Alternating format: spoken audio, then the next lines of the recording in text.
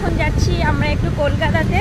তো আমাদের যাওয়ার কথা ছিল ভোরবেলায়, কিন্তু যে হারে বৃষ্টি হলো আমি তো ভেবেছিলাম হয়তো যাওয়াই হবে না আজকে।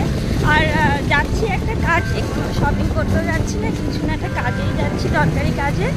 তো একটু লেট হয়ে গেলো, দেখি এই ট্রেনটা পাই নাকি ঠাকুর করে। কিন্তু সকাল সকাল আমি স্নান করে একদম ফ্রেশ হয়ে তারপরে যাচ্ছি। আর হ্যাঁ, সকলকে জানাই শুভ সকাল আমার তরফ থেকে। সকালে উঠে বড় টাটা।